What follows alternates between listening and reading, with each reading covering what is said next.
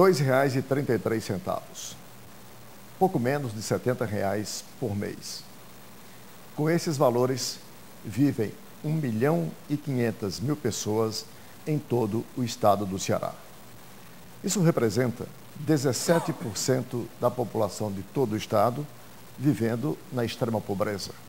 Quando olhamos os números de Fortaleza, são ainda mais alarmantes. 134.000 pessoas, ou seja, 5,5% da população de Fortaleza vivem com menos de R$ 70 por dia, ou seja, R$ 2,33 dia. Relatório das Nações Unidas, denominado State of the World Cities, acaba de divulgar que Fortaleza, com esses números, é a quinta cidade mais pobre do mundo. Eu vou repetir. A quinta cidade mais pobre do mundo é Fortaleza. Estes são os números apresentados pelo relatório do IPES, divulgado na semana que passou, pelo professor Flávio Ataliba, que faz o mapa da extrema pobreza no estado do Ceará e em Fortaleza, em seus 119 bairros. Vamos a alguns números, só para que você possa ainda ficar mais impactado com esta realidade. Os 10 bairros mais ricos, que concentram apenas pouco mais de 9% da população, detêm 26% da renda desta cidade. Enquanto isso, os 44 bairros mais pobres, que detêm 50% da população, têm os mesmos 26,6% da renda. Não é preciso dizer mais. É para analisarmos os vários ângulos da extrema pobreza no Ceará e particularmente em Fortaleza, que estamos iniciando mais uma edição do programa Visão Política pela FGF-TV, canal Universitário 14 da NET, em rede pública de televisão cearense. E para discutirmos aqui essas questões, nós trouxemos, obviamente, o coordenador e responsável por esse relatório, professor Flávio Ataliba, que é coordenador do IPES, o Instituto de Pesquisas Econômicas do Estado do Ceará, autor, repito, desse estudo. Para debater com o professor Flávio Ataliba, nós temos as participações dos nossos colaboradores. O também convidado hoje do programa, o deputado Heitor Ferrer, que inclusive na semana que passou usou a tribuna da Assembleia para se pronunciar sobre esta realidade, e o nosso colega e companheiro aqui de equipe, o professor e cientista político, o doutor Rômulo Leitão.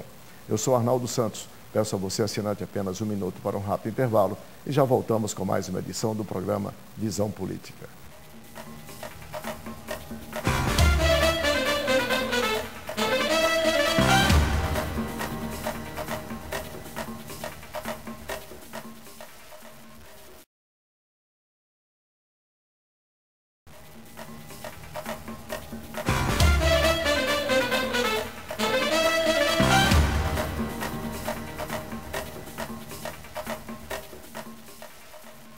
Estamos de volta com o primeiro bloco do programa Visão Política pela FGF-TV, canal Universitário 14 da NET e rede pública de televisão cearense. Se você assinante ligou agora, o programa vai abordar hoje a situação de extrema pobreza em que vivem 1,5 milhão de pessoas no estado do Ceará, 134.000 pessoas em Fortaleza, ou seja, 17,7% da população de todo o estado se encontra nesse instante na situação de extrema pobreza e 5,5% da população de Fortaleza nessa mesma situação. Significa dizer, vivem com R$ 2,33 por dia, que dá menos de R$ 70 por mês. Esses números estão, inclusive, também constantes de um relatório das Nações Unidas, denominado State of the World Cities, em que relata, diferente do que eu disse na abertura, Fortaleza como a quinta cidade mais desigual do mundo. Não é a quinta mais pobre, como eu disse, é a quinta mais desigual do mundo, que faz pouca diferença, né? São níveis da África subsaariana, eu não tenho dúvida. Aliás, Fortaleza está exatamente no meio a países da África, que daqui a pouco nós vamos dizer. Professor Flávio Ataliba, agradecendo desde a sua presença, do deputado Heitor Ferri e do nosso debatedor Rômulo Leitão, o que fazer diante de um quadro tão dramático como esse? A pergunta ela é bastante complexa, né? A gente não tem aí a solução tirada aí de uma varinha de condão e encontrar rapidamente a solução. Mas é evidente, esses números também não são números da agora, isso é um resgate histórico. O país, o Brasil, ele em quase todas as suas diversas regiões, ele é um país muito desigual, né? O Brasil tem uma formação histórica, a construção da sociedade brasileira levou a essa situação. Mas isso não quer dizer que a gente não vá se conformar e nós precisamos resolver o problema, né? Então, se nós olharmos, por exemplo, para esses números que se levantou, especialmente para o estado de Ceará, e a base de informações é o censo de 2010, que coloca Fortaleza com 1,5 milhão de pessoas na extrema pobreza, e que, no caso, o estado de Ceará, ele é o terceiro nesse montante em relação aos outros estados brasileiros. Fortaleza também, né, tem uma característica diferente essas 4 cidades mais desiguais em relação a Fortaleza, são 3 cidades da África do Sul, Goiânia e Fortaleza, né? Mas Goiânia, a desigualdade de Goiânia, ela surge por um outro motivo, porque por conta do agronegócio, houve uma expansão muito grande na produção de grãos. Então você tem uma classe pequena, uma classe rica pequena, mas com muito dinheiro. Então você tem uma desigualdade puxada pelo excesso de renda em poucas pessoas. Já Fortaleza, a característica é diferente. Você tem muita gente muito pobre, né? Pra você ter uma ideia, o salário médio, o salário em Fortaleza é o mais baixo do Brasil, né? A renda da família, que aí a renda da família não compõe só salário, compõe renda de salário, mas recebimento de aluguéis, ou de juros, ou de alguma propriedade, etc. O conceito mais amplo de renda é a terceira mais baixa do Brasil. Fortaleza. Em média, então, significa o quê? Não, o problema se agrava em Fortaleza é porque você tem uma alta desigualdade com a renda muito baixa. Então você está produzindo desigualdade às custas de ter muita gente muito pobre. Isso é que agrava a situação. E para completar esse quadro, você tem em Fortaleza a maior densidade populacional do país. São 7.700 pessoas por quilômetro quadrado. Então você tem uma desigualdade extrema e uma densidade populacional extrema, e certamente esses dois elementos juntos, eles contribuem, não vou dizer que são determinantes do que a gente percebe na violência no dia a dia da cidade, mas são elementos a mais, né, para tornar essa sociedade muito mais perigosa ou com muito mais potencial de conflitos sociais, né? Se o que está ruim pode sempre ficar pior, esses são dois elementos que pioram mais ainda essa situação. Agora, não fugindo da sua pergunta, quer dizer, não, claro que eu fiz a pergunta solução, só para introduzir, mas obviamente claro, não se tem. Mas aí você tem que educação sempre se coloca como uma ferramenta básica para você transformar aquela pessoa, principalmente os mais jovens, em pessoas mais produtivas no futuro. Antes de nós entrarmos aqui nas questões que a gente tem para sugerir, inclusive um futuro prefeito em relação ao problema de Fortaleza, deixa eu colocar aqui o deputado Heitor Ferri nessa discussão, para depois ouvir o professor Rômulo, porque o deputado Heitor Ferri, na última quinta-feira, usou da tribuna e fez um pronunciamento longo, de quase 30 minutos, sobre este problema, e foi aparteado por pelo menos 10 deputados, ou seja, tamanha repercussão. Houve até um deputado que sugeriu que a Assembleia criasse, nesse instante, uma comissão de trabalho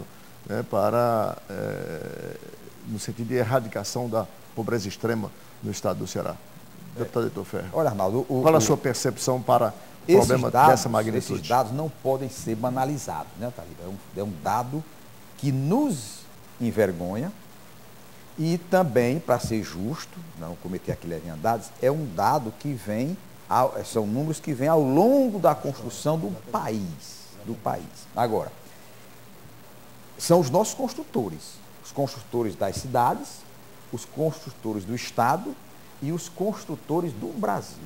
Muitas vezes, Ataliba, as pessoas dizem assim, os políticos antigamente aqui eram homens sérios, preocupados com o Brasil. Eu discordo 100%. Nós somos o que somos porque o Brasil foi construído por pessoas que não tinham responsabilidade nas consequências da sua construção.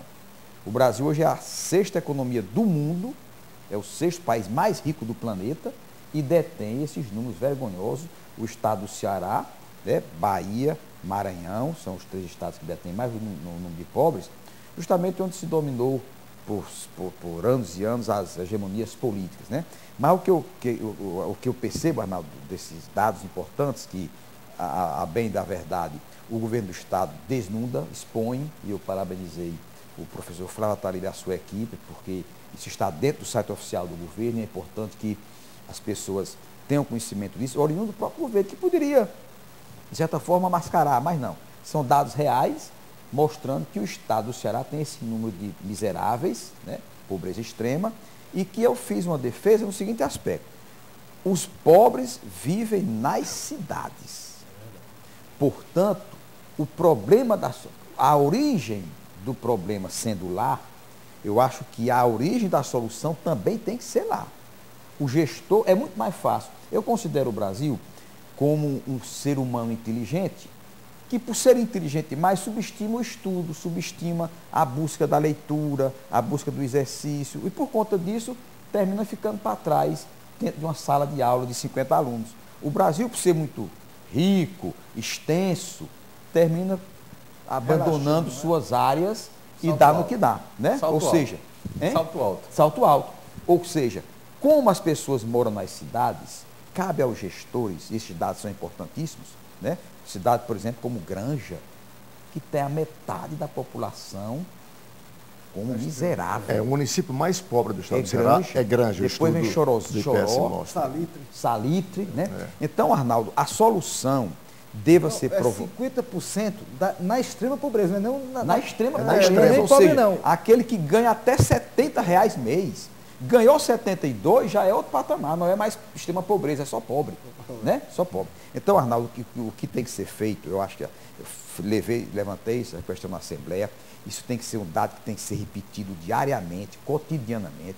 O Roberto Mesquita sugeriu um pacto da Assembleia com o governo do Estado e os municípios, para que a gente tenha lá um pacto permanente para minimizar, erradicar. Antes tarde do que nunca, porque a Assembleia, nos seus quase 200 anos de fundação, que já vai para 178 anos, se eu não me engano, de criação da Assembleia, eu acompanho pelo menos nos últimos 30, os senhores fazem acompanhamento e oposição e debates por coisas tão pequenas, na maioria das vezes, está aí um bom assunto. É um bom assunto. Para se debater, então, só para concluir, cuidar, eu acho que as pessoas vivem nas cidades, o gestor controla uma área territorial muito menor, identifica os seus pobres e faz políticas públicas para quebrar os mecanismos geradores de pobreza e de miséria. É isso que tem que ser feito. Obviamente com a ajuda do governo do Estado e com a União. Deixa eu colocar o professor Rômulo Leitão nessa discussão. Qual a sua percepção, professor Rômulo? Como já rompido aí a primeira década do século XXI, e nós nos depararmos ainda com situação, um mapa tão grave de extrema pobreza como esse para o Ceará e para a Fortaleza? Olha, a minha primeira percepção ou impressão é perplexidade. É a perplexidade de saber que o fosso é tão grande quanto a gente... Eu não imaginava esse primeiro trabalho de 2009, eu li na época esse trabalho, ainda tentei relembrar alguns dados do trabalho de 2009, que o professor Manso, né? Tem aquele do professor Manso. Era subscrito pelo professor Ataliba, por mim e pelo professor Manso. Em primeiro lugar, é louvável o dado. A gente aqui tem uma tendência a discutir as coisas sem ter dado. O dado eu acho que é fundamental. A primeira coisa é o diagnóstico, a informação. Essa discussão de mesa de bar não leva a canto nenhum de achismo. Então o dado é esse. A partir do dado e a partir da divulgação do dado, você começa um debate. Isso eu acho muito louvável. O que eu não sei responder, mas o que me causa estranheza é que, apesar de toda uma década de política, de tentativa de erradicar isso, ou melhorar isso, as coisas pioraram. A gente tem, num desses trabalhos, tem um dado que, na década de 80, 90, o FINÓ, depois as isenções para as empresas virem para o estado do Ceará e gerar emprego. Apesar disso, a participação do Ceará no PIB diminuiu. Era 1,9, hoje está em torno de 2. 2,07. Depende qual é a época que você está tomando, né? Se a gente pega da década de 2000 para cá, ela vem subindo e até que hoje está 2,07. 2,07. Era 1,9. Mas a questão da industrialização não é o modelo para erradicar a pobreza. Não, a industrialização tem um outro efeito na economia, mas não o efeito de você... O rebatimento da pobreza pequeno, né? não vem pela industrialização. Agora, só um reparo, eu não sei qual o período que você está falando, mas aí vamos fazer também justiça, né? De 2001 para cá, a desigualdade no Brasil ela vem caindo de forma consistente. E de 2003 para cá, quando houve a ampliação dos programas sociais, também ela vem caindo sequencialmente. A questão que a gente pode discutir é a velocidade de queda Agora, disso. Talib, eu vou fazer uma pergunta que isso me intriga. Você disse que a partir do Bolsa Família, que é um assistencialismo, é uma muleta oficial dada pelo governo Lula, se hoje entrasse um presidente da República e dissesse nós vamos retirar as ajudas oficiais, então esse índice de pobreza e de miséria aumentaria no mesmo dia. Ou seja, é uma política que ela é louvável, mas os mecanismos para que as pessoas saiam dela com as pernas próprias não existem. A grande tristeza, até porque, Arnaldo, se comemora, eu vi há pouco tempo a Prefeitura de Fortaleza comemorar o ingresso de pessoas no Bolsa Família. Quando, pela existência do Bolsa Família, já era para se comemorar, deveria ser, se comemorar a saída das famílias do Bolsa Família. Existe uma rotatividade muito grande e eu estava vendo um dado recente, 75% das pessoas que recebem o Bolsa Família trabalham. Essa ideia que a pessoa recebe o Bolsa Família e não trabalha, eu acho que está equivocada. Porque a complementação de renda para sair deste nível. A complementação, R$70, a pessoa não deixa trabalhar por R$70. Não sei se você vai precisar dar um intervalo agora, mais uma informação. Então a gente deixa na sequência. Pode completar a informação. O que? Pode completar. Da queda da desigualdade no Brasil, na média, 60% foi pelo mercado de trabalho e 40% pelo Bolsa Família. Mas, quando você examina o Sul, Sudeste e o Norte, Nordeste, é diferente. 70% é o Bolsa Família e 30% do mercado de trabalho. No Sul e Sudeste, inverte. 70% é o mercado de trabalho e 30% é o Bolsa Família. Deixa eu fazer o nosso primeiro intervalo. E quando nós voltarmos, eu quero trazer a discussão especificamente para o âmbito de Fortaleza, nos seus 119 bairros, porque o trabalho que o IPES divulgou foi muito próprio na medida que fez, inclusive, a distribuição da renda por bairro. Nós vamos mostrar os mapas, inclusive, para a gente ilustrar a partir exatamente dos próprios mapas. Quando voltarmos em 1 minuto, a pobreza extrema em Fortaleza. Um instante só.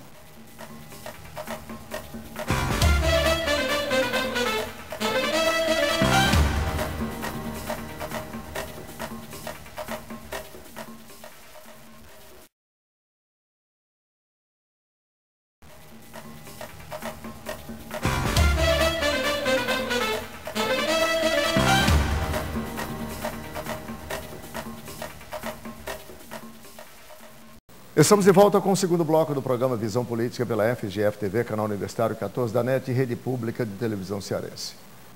Para você que ligou agora, nós temos hoje as presenças do deputado Heitor Ferrer, deputado pelo PDT, recém-saído da disputa pela Prefeitura Municipal de Fortaleza, muito bem, diga-se de passagem, muito bem votado, eu não tinha feito esse registro ainda. Mercê, obviamente, da respeitabilidade que conquistou pela vida pública, a presença do professor Flávio Ataliba, diretor-geral do Instituto de Pesquisas Econômicas do Estado do Ceará, o IPES, autor do relatório que mapeia a extrema pobreza do Ceará e em Fortaleza, além do professor Rômulo Leitão. Eu quero começar pedindo à produção, inclusive, que coloque o mapa de Fortaleza, porque, utilizando o censo demográfico do IBGE de 2010, o IPES teve o cuidado de caracterizar, inclusive por renda. O mapeamento separou os 119 bairros em 5 grupos, com intervalos de 499 e 99 centavos, R$ 499,99, como mostra o mapa número 1 aqui, que é o primeiro, que é valor da renda média pessoal por bairro de Fortaleza. Eu queria que o senhor explicasse, o mapa está no ar, o professor Tadeu, que o senhor explicasse aí, porque está mapeado em vermelho, laranja, amarelo mais claro, amarelo um pouco mais escuro. Ou seja, à medida que vai chegando no vermelho, a renda vai baixando.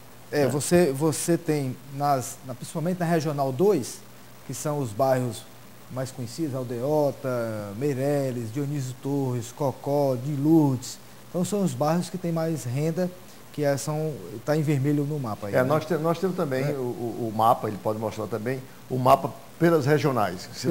Mas aí dá para ter uma ideia do que está mais... E aí quando vai ficando mais claro, né, no mapa, que é mais ou menos na periferia da cidade, especialmente na Regional 6 e a Regional 5, nós temos aí os bairros com menor renda, e certamente se você olhar o outro documento que é da pobreza, menor renda também está relacionado a mais pobreza. Né? Então aí há um destaque negativo, né? Na Regional 6 você tem Conjunto Palmeiras e Janguruçu. O deputado na sua campanha se teve lá presente nessas localidades. E na Regional 5 você tem aí o Candidezinho, né? Bom Jardim, Siqueira, que são os bairros com um nível de renda mais baixo da cidade. Vou só colocar aqui, onde a renda é mais alta. O Meireles, o bairro com maior renda de Fortaleza, a renda é R$ 3.659,54. O bairro mais pobre, que é o Conjunto Palmeiras,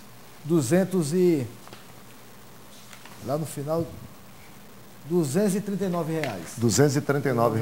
15 vezes. Ou seja, 15 vezes menos do que a renda mais alta. Isso, obviamente, em renda per capita. Né? E percentual, Natália, dá quanto por cento? 15 vezes mais, dá 15.000%? Quantos por cento? 1.500%. 1.500%. E o interessante, quando você observa o mapa, Arnaldo, é que você vê que certamente as pessoas de menor renda, os bairros de menor renda, vão buscar emprego, ou vão buscar renda nos bairros de maior renda. Então o que acontece é que há uma tendência natural, em termos de mobilidade urbana, das pessoas saírem da periferia da cidade durante o dia. Na contramão da mobilidade urbana que nos dá tranquilidade. Então as pessoas possam estar nas suas próprias áreas, exatamente isso. Então a distribuição espacial da renda hoje em Fortaleza, ela influencia diretamente na mobilidade urbana em Fortaleza, que faz com que todo mundo saia. Né? As pessoas às vezes moram no Conjunto Palmeiras. Então ele tem uma atividade lá, ele é porteiro de um prédio na Aldeota. Então ele vai sair do Conjunto Palmeiras, vai se deslocar para essa atividade produtiva dele, e no final do dia ele vai voltar. Mas quantas mil pessoas em Fortaleza fazem esse trajeto, principalmente 1 milhão de pessoas de ônibus, de van, pessoas. Bicicleta? Enquanto nós estamos falando aqui, nós estamos mostrando aqui os então, 5 mapas. O mapa de renda por bairro, o mapa das regionais, nós estamos mostrando todos eles. E isso há um efeito direto nesse problema que todos nós em Fortaleza observamos, que é a mobilidade urbana. Eu disse no início e vou repetir, o que está ruim pode sempre piorar. Pois eu vou piorar. Pois o mesmo bairro Meireles, que detém a maior renda de Fortaleza per capita, portanto, 15 vezes a mais do que a menor, que é o Conjunto Palmeiras, pasmem a contradição. Tem vizinho colado com o Meireles, o Titanzinho, com o pior IDH da cidade. Tem uma outra questão. Olha a contradição. O Meireles cola com o Titanzinho. Porque aí, Arnaldo, esse outro ponto que você levantou é importante, porque a cidade de Fortaleza não tem a cidade dos ricos e a cidade dos pobres. A pobreza está em todas as regionais. Você tem bairros ricos e bairros pobres. Você tem o Pirambu lá na Regional 1, você tem o Titanzinho, o Serviluz na Regional 2. Em compensação, você tem na Regional 6, que você tem o Conjunto Palmeiras e a Queiroz, dentro da mesma regional. Então, não há Uma divisão, Uma divisão apartada. Um apartado Exatamente. existe, esse Espacial. apartado social espacial. Exatamente. Não é uma coisa que seja daqui para trás. É pobre aqui para pobre frente é aqui pra rico. frente. Você está convivendo. Dentro da própria riqueza nós temos da áreas pobreza. extremamente O pobres. deputado Heitor Ferrer constatou isso em loco Olha, agora, na sua campanha. Arnaldo, uma coisa é nós vermos os números na frieza do papel. Vi os números, fui acessar o site, vi nos jornais o que foi publicado.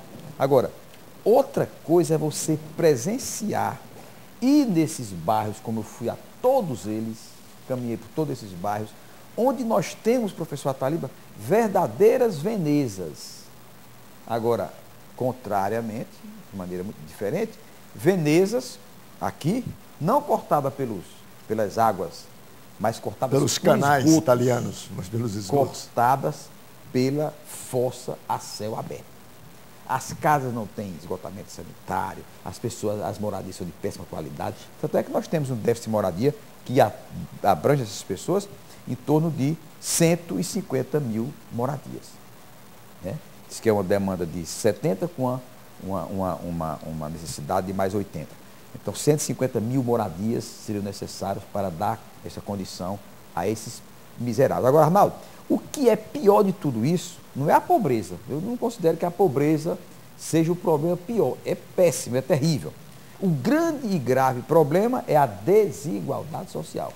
Porque se você pega um pobre no Canadá, ou na Alemanha, ou na França, é um pobre com igualdade social. Ele tem a presença do Estado naqueles bens básicos, né? Tem a escola, ele tem o transporte, ele tem a água, ele tem o saneamento básico, ele tem o posto, ele tem a vacina, ele tem o remédio. Aqui, o pobre é um desesperançado. Ele não tem visão de futuro. Professor Rômulo, nós temos então grande concentração de renda, altíssima desigualdade, baixíssima renda, olha aí, olha as contradições aqui, baixíssima renda, contradição, quer dizer, pobreza capilarizada, ela não é distribuída, democrática, né? Convivendo pobreza e riqueza ao mesmo tempo. Qual é a sua interpretação, a sua análise? Mesmo levando-se em consideração que isso é uma questão histórica, mas nós estamos vivendo aí da redemocratização para cá um boom, né, de crescimento e de economia. Por que é tão lento essa... Que explicações o senhor encontra para essa lentidão na... Tem um dado que eu recentemente li, que vamos aqui para a França. A França, quando foi inaugurada a Torre Eiffel, 1889, 100 anos depois da Revolução Francesa, tinha 30 milhões de habitantes. E a França hoje tem 66, ela dobrou de tamanho. Se a gente pegar a quantidade de pessoas no Brasil em 1889 e a quantidade hoje, é um crescimento que não dá para comparar com nenhum país. Claro que eu estou comparando com o velho continente, que não dá para comparar as taxas de crescimento populacional. Mas eu queria até colocar para o professor Ataliba. Mas é muita gente que nasceu nos últimos 100 anos. Não dá para o Estado acompanhar, como é possível acompanhar num país que teve um crescimento menor, as demandas sociais. Eu acredito, eu gostaria até de saber do professor Ataliba, que hoje não há mais essa taxa de natalidade, já está começando a diminuir. Mas nesses 100 anos houve um crescimento... Para ilustrar o que você está dizendo, basta lembrar que em 1970, e aí eu vou pegar aqui o tricampeonato mundial, quando o Brasil foi tricampeão pela Copa do Mundo, o slogan era 90 milhões em ação. Então nós tínhamos naquela época 90 milhões de brasileiros. 40 anos depois, que é 2012, nós temos 200 milhões. Precisa dizer mais alguma coisa? Agora, são assim, 130 milhões de pessoas a mais em apenas 4 décadas. Mas mesmo com esse crescimento populacional acelerado no Brasil, a renda per capita no Brasil, o PIB per capita, ele vem crescendo, o Brasil vem ocupando posições. Então significa que a riqueza está crescendo mais do que o crescimento. Não seria motivo. Não seria motivo. Né? Eu acho que o grande problema aí, Arnaldo. É a má distribuição mesmo. O grande problema, eu acho assim, você começou o programa perguntando, e aí, qual é a solução? Eu acho que nós temos uma questão que essas eleições, me desculpe entrar nesse tema político, mas eu acho que representa o que... No terceiro bloco nós vamos exatamente tratar das sugestões para esses problemas. É a questão ligada à gestão pública. Né? Você lamentar que tem poucos recursos é um dado, mas o mais importante é você ter a qualidade da gestão pública. Tanto é que, você tem uma ideia, e aí a gente está levantando esses números da extrema pobreza, da pobreza no Ceará, em Fortaleza, mas estava muito pior, é verdade. Então, nós estamos melhor do que estávamos, não quer dizer que nós estamos... Nós estamos menos ruins do que estávamos. Pra você ter uma ideia, nós vamos divulgar nos próximos dias um outro trabalho, completando o texto, que a gente divide as classes sociais em Fortaleza. Classe baixa, classe média e classe alta. Classe baixa até R$260. Em 2000, 54% da população estava na classe baixa, até R$260. Em 2010, caiu para 35%. Sabe quem aumentou? Heitor, quem aumentou foi a classe média de Fortaleza. Ela passou, ela era 30% da população e agora é 45%. Ou seja, em uma década subiu 15 pontos a classe média. 15 e a classe alta era 15%, passou para 20%. Ou seja, quem é o eleitor representativo em Fortaleza hoje? Está em que classe? Está na classe média. Não é? Está na classe média. Não tá no ano 2000, o eleitor representativo estava onde? Na classe baixa. Na classe baixa. Estava demandando transferências, Bolsa Família, tirando ele da condição de vida terrível que ele se encontrava. Essa é uma boa, a estratificação... Agora o eleitor representativo, ele está na classe média e ele está exigindo o quê? Ele está exigindo serviços públicos de qualidade, porque a fase lá de renda, de transferência de renda, de Bolsa Família, para ele já é um dado, já incorporou no orçamento dele, e ele não vai bater palma para quem há 10 anos incluiu aquela família, ele está com outras exigências. Então a gestão pública é o tema principal hoje, tanto é que em cidades do Brasil, onde o prefeito era bem avaliado, teve um primeiro mandato. Não quer dizer que ele seja reconduzido. Mas ele, provavelmente, ele foi reconduzido. Sensibilizou. Sensibilizou. Né? Por outro lado, aquele que não teve Mas tem uma essa sociedade preocupação... tão exigente também, Arnaldo, que mesmo aqueles bem avaliados, também, os eleitores não levam, porque acham que estão querendo mais mudanças, exatamente. Né? Então, aí, qual é o grau de exigência que a classe média está querendo? Por isso que tem esses fatos de prefeitos mesmo bem avaliado, mas ele muda. Né? Quer mudar. Então, assim, voltando ao nosso ponto central nessa discussão, assim, questão da gestão pública. O que é que você precisa oferecer para as pessoas, especialmente as mais pobres? Bom, então você me deu o gancho... Esse é o ponto que eu acho que a gente... Você me deu o gancho para que nós discutirmos no próximo bloco, no terceiro e último bloco, porque nós estamos aí há pouco mais de um mês e meio para a posse do novo prefeito. Né? Dos novos, mas no caso específico de Fortaleza, aqui nós estamos discutindo, mostrando inclusive os mapas da pobreza no Ceará, por regionais, por bairro, distribuição de renda. Nós vamos agora passar a discutir exatamente que políticas públicas poderão, uma vez efetivadas, mudar este quadro. Esta é a grande discussão, já que você trouxe o tema gestão, né? Porque no marco do capitalismo, como você tem que, obviamente, nesse instante, trabalhar em duas vertentes. Uma da infraestrutura dos serviços que as pessoas precisam e outra da infraestrutura humana, nas pessoas em si. O famoso cuidar, que foi muito usado nesse instante, né? E que sequer foi percebido efetivamente o que representa o cuidar. O cuidar, teorizado por Martin Heidegger, em 1800, e o cuidar, na essencialidade humana, ele é o ethos da pessoa, né? Ele precede toda e qualquer ação. Quando você cuida desde a mais simples ação, né, até a mais complexa das ações. E, obviamente, que uma gestão boa é uma gestão que se ocupa dessa visão mais ampla do cuidar em todos os sentidos, material, humano, enfim. Mas isso nós vamos discutir no próximo bloco. Um instante só e a gente volta.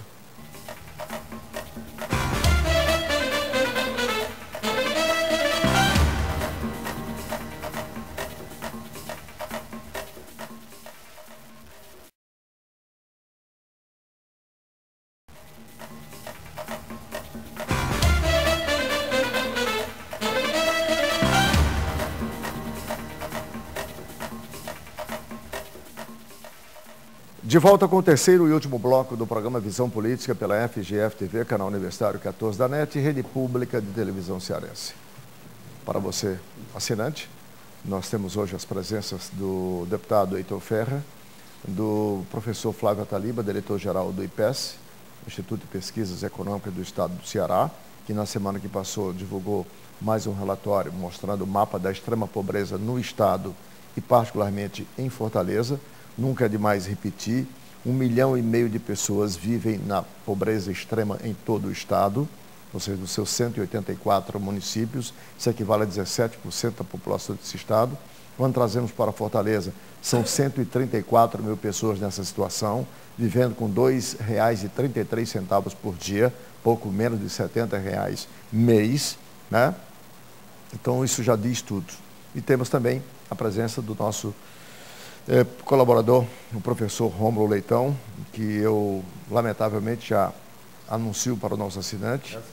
Ficará, a despedida hoje, estará ausente pelos próximos 2 anos das discussões, porque está indo para Boston fazer o seu pós-doutorado. Quando voltar, volta muito mais bem qualificado do que já o é, para ilustrar aqui a equipe. Toda sorte para o professor Rômulo.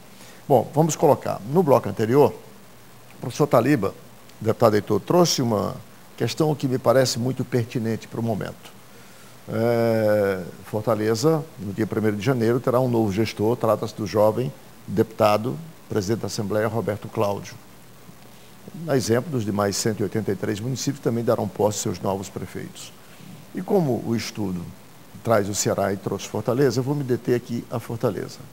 A partir do momento que você tem um diagnóstico como esse, e você amplia a questão da percepção da pobreza, não só para a pobreza monetária, ou seja, a ausência de renda, né, que não permite que as pessoas tenham o mínimo necessário, mas você amplia para a pobreza multidimensional, que são exatamente os serviços públicos essenciais a que essas pessoas têm direito, porque se eu tivesse os mesmos R$ 2,33 por dia, mas eu tivesse boa saúde de qualidade, transporte urbano de qualidade, educação de qualidade para os meus filhos, eu não estava na extrema pobreza.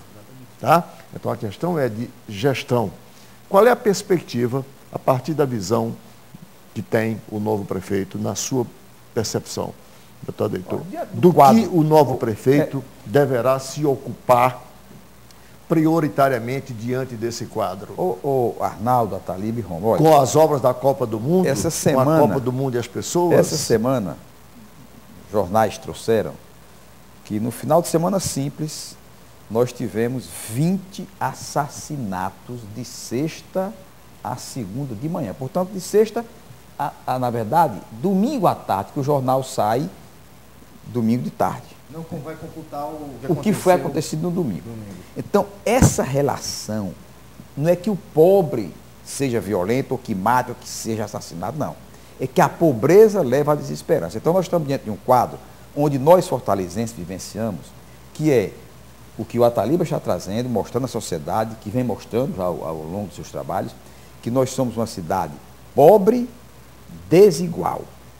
Você falou dos serviços essenciais que deve o gestor prestar.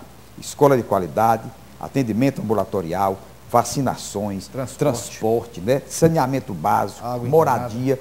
São itens que fazem com que a pessoa possa, no final, ter saúde, que é o bem maior de todos nós. São os itens que o pobre europeu tem que o pobre americano tem dentro da sua pobreza. E nós não temos. Ainda tem, então, né, Arnaldo, Rômulo e quem está nos ouvindo, o grande problema para o gestor da solução, que é tratar esses números para que daqui a 4 anos nós tenhamos um perfil diferente, até por uma exigência de todos nós, de nós que moramos no Meireles, Dionísio Torres, Aldeota, sabe por quê?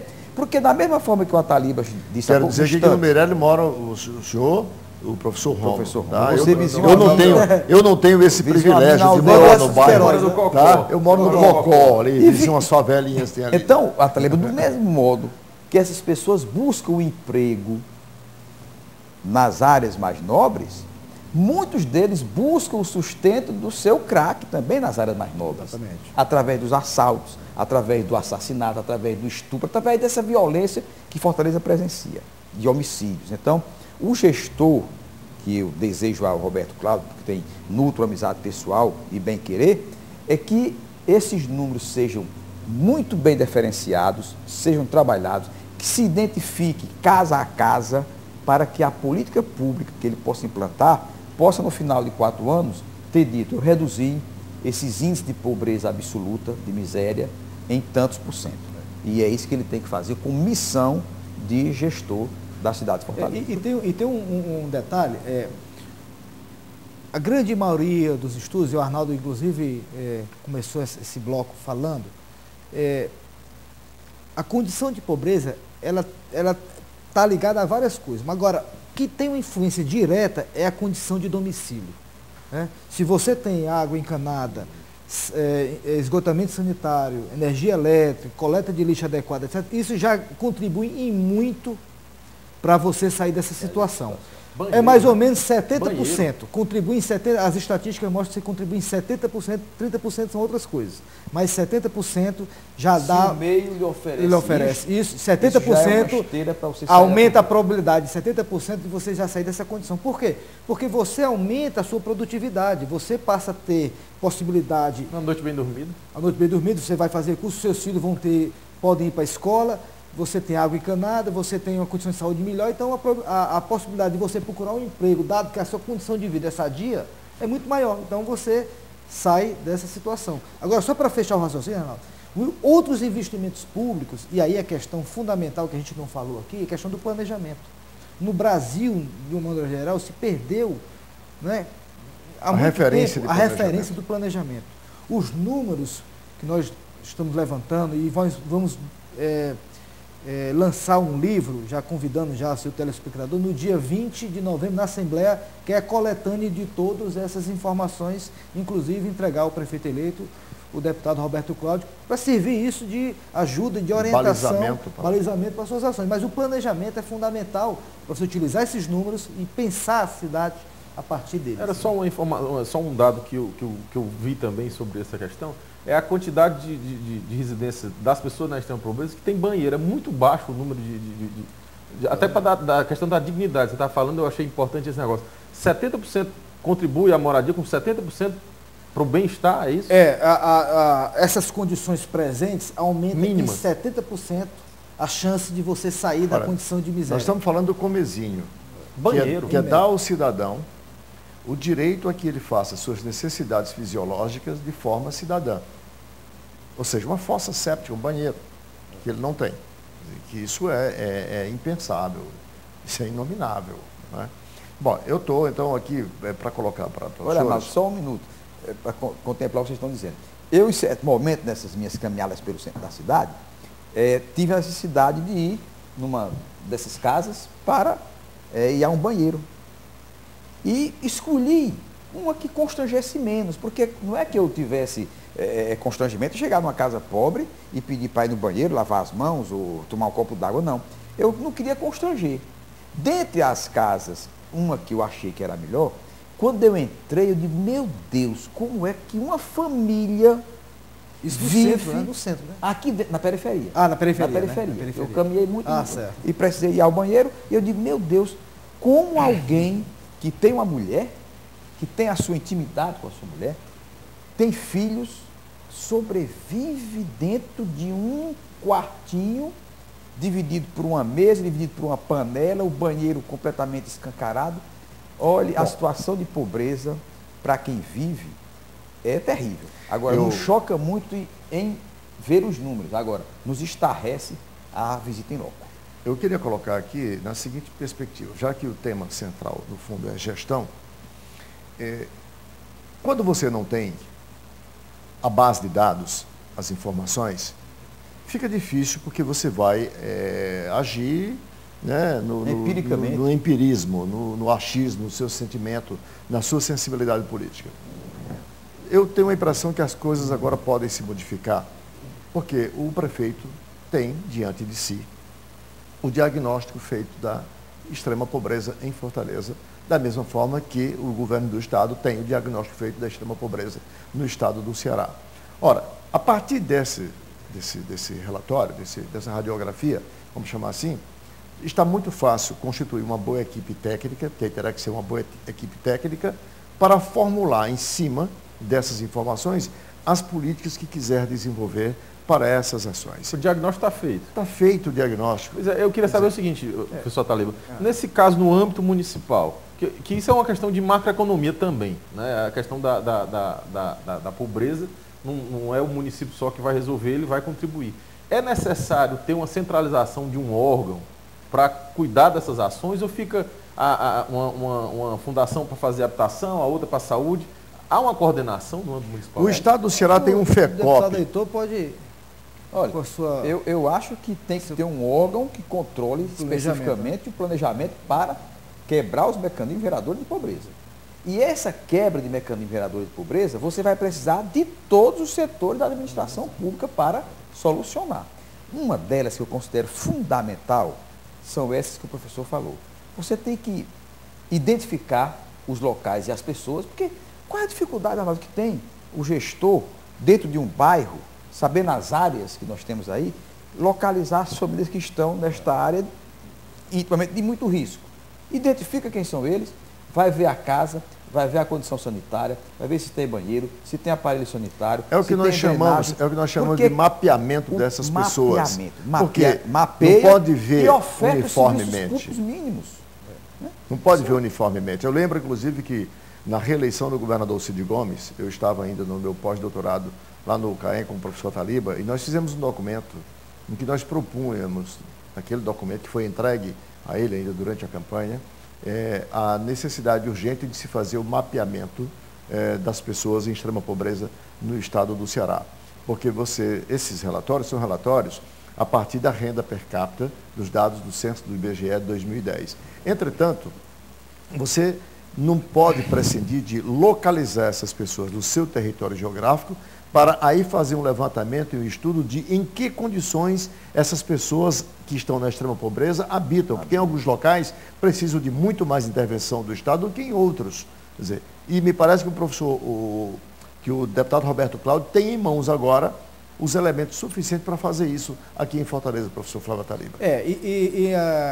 Também, a nível de Estado, do Ceará, nós no governo, a CEPLAG, eu faço parte do governo, então a gente está desenvolvendo uma série de ações e logo, nos próximas semanas nós iremos divulgar e exatamente melhorar a efetividade das políticas. Porque no Brasil tem um problema muito grave. No Brasil, as pessoas, o gestor ou quem faz política pública, ele desenha uma política e acha que aquela política, uma vez desenhada, ela vai funcionar.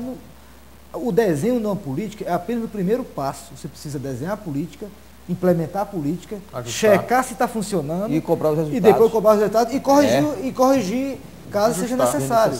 Então nós precisamos montar, especialmente dentro do programa do FECOP, que é a nossa tarefa principal no governo do Estado, é você ter um monitoramento e acompanhamento se aquilo que você está pensando, se está funcionando. Porque evidentemente nós estamos tratando com seres humanos. Nós não estamos tratando com uma física que você sabe exatamente qual é o resultado de um determinado ação. Cada qual é o seu comportamento. Né? Comportamento. E às vezes, por melhor que seja desenhada uma teoria econômica, uma teoria política, uma teoria sociológica, ela não se aplica a todos. Não se aplica a todos. E a resposta do ser humano é diferente, porque ele muda do ponto de vista cultural, religioso. Né? Você tem outros elementos que você não consegue monitorar. Então, é fundamental no desenho de ações públicas, especialmente no combate à pobreza, você monitorar e saber... permanente avaliação. Avaliação. E essa avaliação passa inicialmente para a identificação das pessoas. Você precisa de uma pessoa na extrema pobreza, ela não tem condições por si só dela sair daquela condição, dado o nível tão baixo e características tão prejudiciais que ela possui de sair daquela situação. Então precisa do Estado olhando para aquela família, monitorando aquelas ações, assistindo a cada um permanentemente. Então esse esforço nós estamos construindo dentro do governo e acredito que a gente vai poder implementar uma nova fase nessa perspectiva. Eu vou usar aqui e deixar uma sugestão. Só um detalhe, a pobreza urbana ela é diferente da pobreza rural. Né? Você tem no estado do Ceará um elemento que complica muito, que é a questão da água. Né? Isso, a escassez, a falta da água, que é o elemento essencial para a vida da pessoa, mas também é um insumo produtivo para quem está na zona rural. Então você, por mais que você tenha todas as ações de combate à pobreza, o Ceará é um complicador, o Nordeste é um complicador, tanto é que a seca que nós estamos assistindo agora, né, você teve um período de uma estiagem muito forte, mas isso vai rebater nos índices De pobreza. de pobreza. Por mais que a presidenta Dilma incluiu o Bolsa Estiagem com uma maneira de amenizar essa situação, mas isso apenas ela dá um alívio naquela situação. Isso não muda estruturalmente, né, a vida das pessoas. E o que muda estruturalmente é você ter políticas permanentes de oferta hídrica, né? E o governo do estado, o governo tem um grande programa que é o Eixão das Águas, que isso vai interligar todas as bacias, né? Mas é muito custoso, tem o apoio do Ministério da Integração para isso, mas mesmo que você tenha toda essa oferta hídrica, tem um outro problema. O Atalema, eu tenho questionado na Assembleia a necessidade de construção de mais reservatórios d'água. Eu não sei se o que nós temos aí dá para levar mal d'água para todos, que é um programa nacional, que não se permite Eu mais. sei o seguinte, Mas o água para todos é para levado- consumo humano. Para consumo humano. Mas eu digo água que se possa utilizar de forma produtiva. Para ação Quando há uma produtiva. intenção, quando E há tem uma, que ter, quando há uma tem que ter, intenção, tem que ter. quando há uma intenção, quando há uma política, uma decisão política de se superar determinados problemas, é perfeitamente possível. E para mim eu tenho um exemplo muito claro. O Luz para Todos.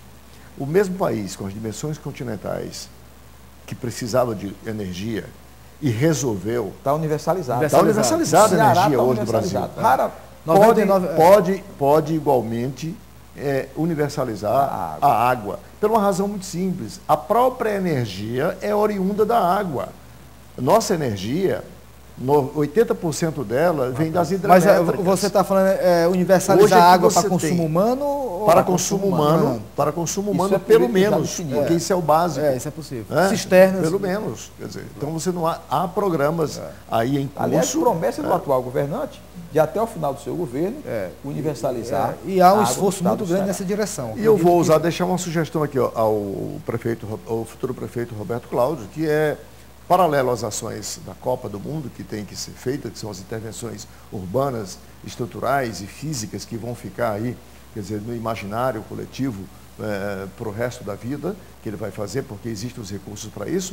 Ele pode deflagrar também, com uma ação de planejamento, uma ação, força-tarefa mesmo, essa não tem outra expressão, no sentido de mapeamento dessas pessoas, e deflagrar esse investimento direto nas pessoas para aí sim configurar um cuidar da cidade, cuidando ao mesmo tempo das pessoas. E nós poderemos vencer isso nos próximos 4 anos, porque o que não pode é ficar sem ter uma política focada nisso. Porque a tendência é piorar. Se não nós não focar tratarmos, a uma tendência é política piorar. específica para esse fim, professor. E aí, Nós vamos piorar a Arnaldo, só um violência. detalhe. Está muito Eu ligado. volto ao tema da gestão. Você pega uma escola pública no Piauí, que foi escolhida entre as melhores do país. Um estado pobre, um município pobre. Por que aquela escola funciona? E outros não E funcionam. outros no município mais rico não funciona. Aquelas que não Então, funcionam, Gestão. visitem a escola. Visite a sabe que escola. É simples. Então, a justificativa porque é pobre não é Não é justificativa. Gestão. É porque não tem Aliás, gestão. Ataliba, essa história Decisão essa política história e de gestão. prefeitura pobre, ela é pobre para as políticas públicas. Exatamente. Elas nunca são pobres para enriquecer os gestores que estão à frente das Por isso, municipalidades. que mais que se critique, se faça ao governo federal ou ao próprio governo estadual puxando responsabilidades por uma situação como essa que nós estamos discutindo aqui, o gestor municipal Esse tem que sim, entrar na conta também. Esse é o que deve ser mais cobrado, Esse que na ser minha mais cobrado. concepção, é o gestor municipal. Porque a vida acontece no município. As Se pessoas você- moram lá. Se você imagina que o governador tem, de alguma forma, um certo controle, se não total, mas um certo controle no repasse das verbas para os municípios e na celebração de convênios, por exemplo, com esses gestores municipais, a Assembleia Legislativa pode, inclusive, dotar o Estado do Ceará de um marco regulatório que permita, através de lei, E ele já faz que isso, permita Arnaldo. ao governador a estabelecer metas, por exemplo, de alfabetização. Mas ele faz Já isso tem. no saúde, PAIC, o até programa de para alfabetização O na idade ICMS, certa. ICMS, a premiação para o ICMS a mais. Não, mas para- não estou falando de premiação, não, eu estou falando de controle. Não, mas Porque é- as premiações são Assim, para você acha premiar. que, além da premiação, ter o controle de Isso, qualidade. ter o de cada controle um dos sobre isso municípios. e ter o controle que exija, por exemplo, que o determinado prefeito ele é obrigado a cumprir metas onde ele é deficitário. Porque o governador, para isso, precisa do marco Arnaldo, regulatório, Daí da a lei. função do líder. Daí. O governante tem que ter Mas essa a gente está função. na federação, né, também. Tem que Sim. lembrar também que ele pode deixar de repassar um recurso, Uma federação, alguma coisa assim, mas ele não pode interferir. uma federação, né, pela metade. Capenga, Isso é né? amigável mesmo, porque as células municipais são independentes, nós sabemos disso, né? Com essas colocações, nós finalizamos mais uma edição do programa Visão Política pela FGF TV, canal Universitário 14 da NET e Rede Pública de Televisão Cearense. Agradecendo aos nossos convidados, o deputado Heitor Ferrer e o professor Flávio Ataliba, diretor-geral do IPES, igualmente ao nosso professor Rómulo Leitão, que ficará ausente pelos próximos 2 anos aqui da discussão, né? Em função, hoje foi o seu programa de despedida, né? Em função da sua ida para Boston, como disse, para fazer o seu pós-doutorado. Muito obrigado a você, assinante, e um convite para um próximo Visão Política. Até lá.